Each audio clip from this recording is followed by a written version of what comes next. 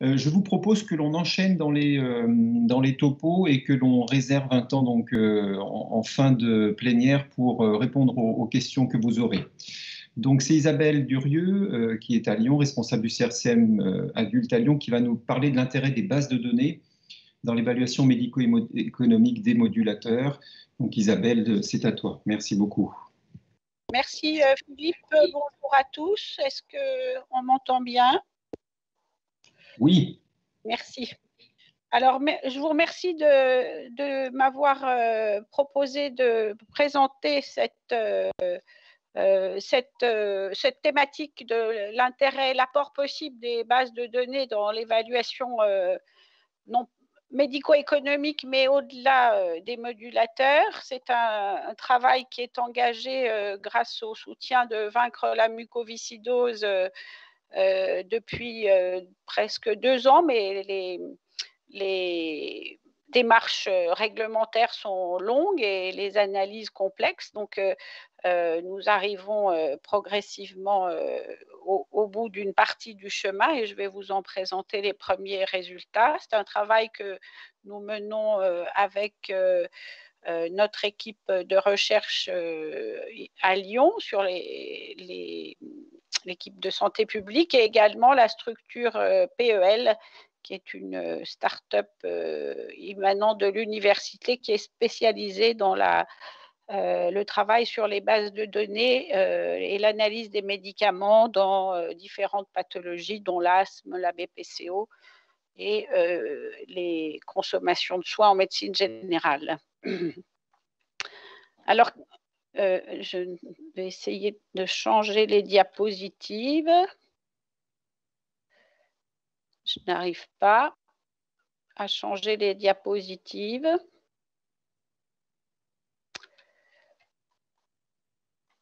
Voilà.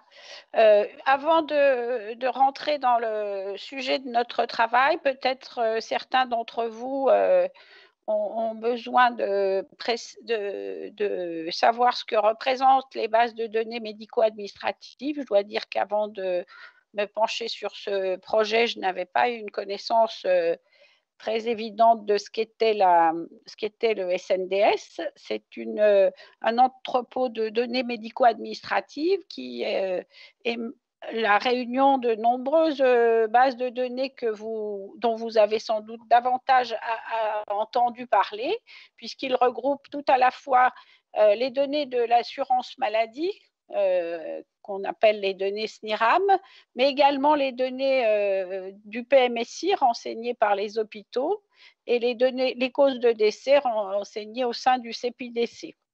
Elle va s'enrichir progressivement de certaines données complémentaires, des assurances complémentaires et des données de handicap.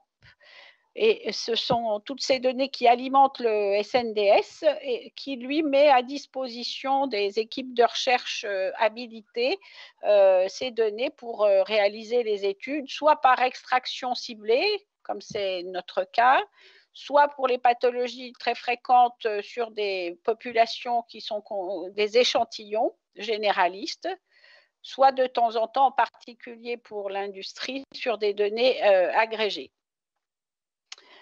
Le SNDS présente un certain nombre d'avantages et d'intérêts en termes de recherche.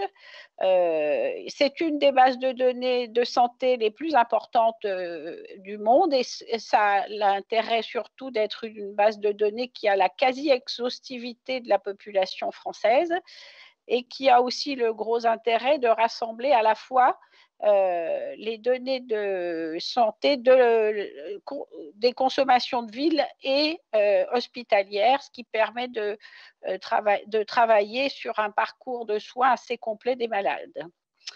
Il a clairement vocation à permettre de favoriser les études, les recherches en santé publique, avec des finalités qui sont autorisées pour certaines, qui sont interdites pour d'autres. Bien sûr, de favoriser la connaissance sur l'offre de soins et l'évaluation des politiques de santé, l'évolution des dépenses de santé, pour l'information des personnels sur leur activité, de la veille sanitaire et en particulier sur la sécurité de certains traitements ou prises en charge, et puis de l'évaluation de l'innovation en santé. C'est un petit peu ce qui nous intéresse ici, entre autres. Certaines finalités sont par contre bien sûr proscrites, en particulier la promotion des produits de santé ou des établissements de santé, ou l'utilisation à des fins de modification des contrats d'assurance. Quel est l'intérêt de travailler avec les données de SNDS pour une pathologie donnée? Bien sûr, d'avoir une analyse médico-économique, mais pas que. C'est aussi une façon d'évaluer les parcours de soins des patients. Ça peut être une façon de mesurer la concordance des soins réalisés et consommés au regard des recommandations. Ça, je pense que c'est un travail très intéressant. Éventuellement, d'identifier des facteurs qui pourraient être associés à des défauts d'application de ces recommandations, que ce soit des facteurs géographiques ou liés à l'offre de soins dans une région donnée ou dans un secteur donné ou pour des patients donnés. Et puis d'identifier éventuellement des comorbidités associées à la pathologie d'intérêt qu'on n'aurait pas forcément bien identifié. Ça pourra être intéressant dans le suivi des traitements. Pour ce qui nous concerne, on a par exemple l'objectif de travailler sur une meilleure identification des cas de cancer. Vous savez que c'est une préoccupation des patients et nous allons étudier les cas de cancer déclarés soit par l'ALD, soit par les soins associés à ces cancers dans les données du SNDS. Alors, il faut connaître aussi les limites. On y trouve beaucoup de choses qui concernent tous les remboursements qui ont été assurés, quels qu'ils soient, en ville ou à l'hôpital, que ce soit des médicaments, des dispositifs, des hospitalisations, mais aussi des indemnités journalières. Ça peut être intéressant de le travailler. Les transports, évidemment. On y trouve quelques informations concernant les patients, des informations d'âge et de commune de résidence, leur couverture sociale, en particulier les CMU, le médecin traitant déclaré. On y trouve les informations sur les professionnels qui s'occupent de ces patients. Par contre, on n'y trouve aucune donnée clinique. Même pas de diagnostic en dehors de l'ALD. Il n'y a pas de diagnostic, on n'y trouve pas de motif de consultation, pas de notion de facteur de risque et bien sûr pas d'informations sur des traitements qui sont donnés en dehors du circuit de remboursement. Il y a donc à la fois des avantages et des limites sur ces données. Les avantages, c'est l'exhaustivité et la durée prolongée, puisqu'on a accès aux données depuis 2006. C'est l'exhaustivité, je l'ai dit, le grand nombre de patients. Ce sont des données qui sont faciles à obtenir, entre guillemets. Le terme de facilité, disons qu'elles ne nécessitent pas de recueil, mais il y a des aspects réglementaires qui sont par contre très contraignants. Et puis par contre, les limites sont essentiellement liées à ce qu'on n'y trouve pas. Évidemment, ce que je viens de vous signaler, mais aussi probablement des problèmes de codage, puisque vous allez le voir, on a quand même et on l'a vu dans l'étude EPIFAR, on a un certain nombre de problèmes d'identification de cas pour le diagnostic de mucoviscidose. Alors, c'est pour essayer de surmonter un certain nombre de ces limites qui sont l'absence de données cliniques en particulier, que l'on a souhaité se lancer dans le chaînage des données du registre et des données du SNDS. Et donc, on a, entre 2006 et 2017, on avait plus de 7600 patients dans le registre. Et lorsqu'on a requêté auprès du SNDS sur les patients identifiés mucoviscidose, on s'est retrouvé avec 13 700 patients, ce qui a été un choc pour moi, mais on a petit à petit réussi, enfin, compris qu'il y avait probablement des erreurs dont toutes ne sont pas clairement identifiées. Hein. On avait 13 700 patients sur 10 ans qui avaient eu un diagnostic soit en ALD, soit en hospitalisation. Alors, on a procédé à un chaînage qui est dit probabiliste, c'est-à-dire qu'on n'a pas d'identification commune entre des patients, hein, on n'a pas de numéro d'identification, et donc on a chaîné avec ce qui pouvait être partagé, bien sûr le mois et l'année de naissance, le sexe, des données de décès, de greffe, ça c'est assez facile, des régions de résidence lorsque c'est possible, et puis les dates de spirométrie qui ont été les premières étapes du chaînage. Et pour chaîner, vous voyez le principe hein, du chaînage probabiliste, c'est que pour un patient du registre, ici on a 3 patients du SNDS, et on va donc calculer des scores de probabilité et retenir évidemment celui qui a le plus grand score. Lorsque le score paraît insuffisant, on accepte de ne pas chaîner un patient. Ici, vous avez pour un autre patient du registre 4 patients du SNDS qui ont certaines similarités, mais évidemment, ce sera que celui-ci qui sera retenu. Et on a comme ça pu rajouter ensuite, après une première étape de chaînage qui nous a paru insuffisante, rajouter lorsqu'on les avait les dates du test de la sueur, qui a permis d'identifier de jeunes patients parce qu'on avait une grosse difficulté à identifier les enfants de moins de 6 ans en l'absence de spirométrie. On a rajouté quelques comorbidités et on est arrivé à un chaînage de 80% des patients du registre avec les données du SNDS. Voilà ici le résumé le flowchart de cet appariement.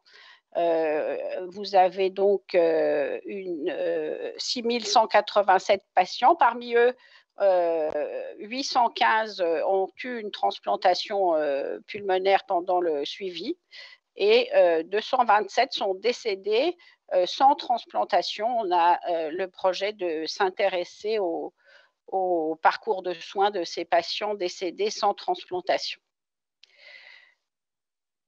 Alors, ces patients chaînés sont-ils représentatifs des patients du registre? Vous avez ici la répartition hommes-femmes décès transplantés. Alors, des patients du registre en rouge, des patients chaînés en violet, des patients que nous n'avons pas réussi à chaîner en orange. Donc, la répartition homme-femme est assez proche, très proche de celle des patients du registre. On a une surreprésentation modérée mais réelle des transplantés parce qu'évidemment, la transplantation, c'est un élément fort facile à identifier. Et puis, comme je vous l'ai dit, c'est sur les plus jeunes patients qu'on est les moins bons dans ce chaînage, et il faut donc avoir une réserve sur les informations concernant cette tranche, même s'il y a tout de même des patients pédiatriques chaînés. Vous voyez qu'en vert, vous avez la répartition par tranche d'âge des patients correctement chaînés. Et en bleu, vous avez la répartition des patients en bleu foncé, celle du registre. Et donc, vous voyez que autant pour les tranches d'âge supérieures à 10 ans, on a une bonne représentativité, autant pour les plus jeunes, en particulier les moins de 6 ans, on a une sous-représentation de cette population dans la base chénique. Une autre façon de vous présenter les patients. Ici, tous les patients, une petite surreprésentation masculine et une majorité de tranches d'âge entre 12 et 30 ans.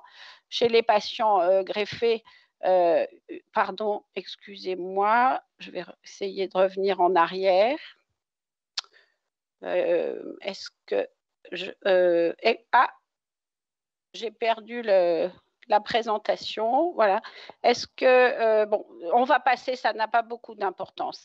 Le suivi moyen des patients, bien sûr, c'est au diagnostic et en début d'étude, diagnostic souvent fait avant l'entrée dans l'étude ou en cours d'étude, fin de suivi en 2017, soit par ce que la plupart des patients ont été suivis pendant toute la durée 2006-2017 ou à leur entrée dans l'étude. Quelques patients sont décédés. On a très peu de perdus de vue dans ce travail et vous voyez que ça donne une médiane de suivi de 144 mois. Alors, cette diapositive est un petit peu difficile à lire peut-être, mais c'est la présentation des patients, donc tout patient confondu, moins de 18 ans, plus de 18 ans, plus de 40% de patients homozygotes delta F508, les génotypes hétérozygotes, 2/3 des patients, 77% qui ont eu du pseudomonas, les tranches de VEMS, 10% ont moins de 40% de VMS, 45% entre 40 et 90 et 34% au-delà de 90 de VMS. Et puis les données nutritionnelles. Alors, pour vous montrer un peu ce qu'on peut obtenir, je vous passerai les gros tableaux de consommation des différents soins. Ce que je trouve intéressant, c'est qu'on peut tout à fait connaître la proportion de patients qui sont consommateurs au sens de remboursement. Hein, encore une fois, ça ne préjuge pas de la prise des traitements, mais en tout cas, ils sont allés les acheter à la pharmacie. Bien, nous avons en 2017 18 patients du registre, 18% de patients qui sont sous modulateur de CFTR. Et puis, ce qui est intéressant, c'est de voir l'utilisation des traitements d'intérêt comme la RHDNase pour presque la moitié des patients, les antibiotiques inhalés. On pourrait faire ce travail par tranche de sévérité, évidemment. On voit bien qu'une majorité d'entre eux utilisent des antibiotiques à un moment ou à un autre. Presque la moitié sont sous azithro. Hein. Finalement, il y a à peu près autant de patients sous azithro que sous DNase. Bien sûr, les enzymes pancréatiques, on peut s'intéresser à des traitements plus spécifiques de l'insuffisance respiratoire, du matériel médical, des traitements corticoïdes ou antifongiques. Et puis, on le pressentait, mais effectivement, la moitié des patients sont sous IPP au long cours également. Alors, quand on a aussi la possibilité de voir la répartition des consommations de soins au cours du temps. Alors là, c'est une répartition proportionnelle entre ce qui est les médicaments, les traitements médicamenteux qui sont ici en bleu. On a fait apparaître à partir de 2014 les modulateurs qui apparaissent en gris. Vous avez, pardon, les traitements médicamenteux sont en jaune, excusez-moi, tous les traitements d'intérêt, on va dire, pulmosime, antibiothérapie, aérosol thérapie qu'on a identifiés. En bleu ciel, ce sont les consultations et visites ambulatoires. Les hospitalisations sont en vert.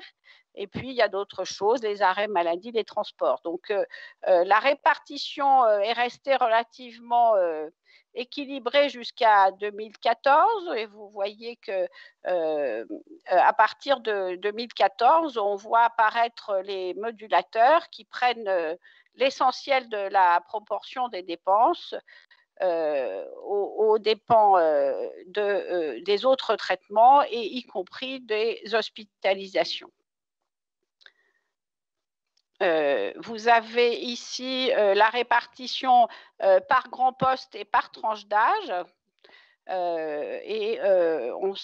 Donc, chez les petits, on n'a que 80 enfants de 0 à 2 ans et 285 de 3 à 6 ans, donc ça n'est pas nul non plus. Et vous avez par tranche d'âge, de façon attendue, une part plus importante des consultations et visites, ici, une part plus importante des hospitalisations et moins importante des traitements, alors que chez l'adulte, les traitements proportionnellement prennent plus de part à la consommation de soins.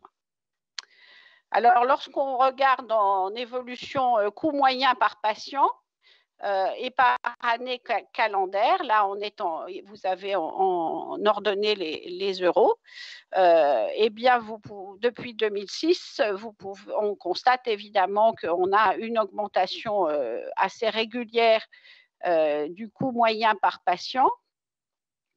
Il y a quelques petits décrochés ici, je pense, c'est l'année de mise à... Pardon, je voudrais revenir en arrière.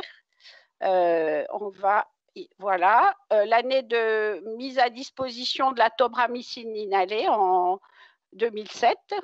Et puis, évidemment, ensuite, des variations relativement modérée, et puis à partir de 2014, arrivée d'Ivacaftor, et puis fin 2015, Orkambi, on voit évidemment le coût moyen par patient. Là, c'est moyenné, donc ça prend les consommateurs et les non-consommateurs, malgré seulement 18% de patients traités. On a une multiplication par 3 du coût moyen des traitements annuels, avec une part très majoritaire liée aux modulateurs. En gris, vous avez les autres traitements, en bleu, les hospitalisations. Les reviewers du travail nous avaient demandé, parce qu'on évoquait aussi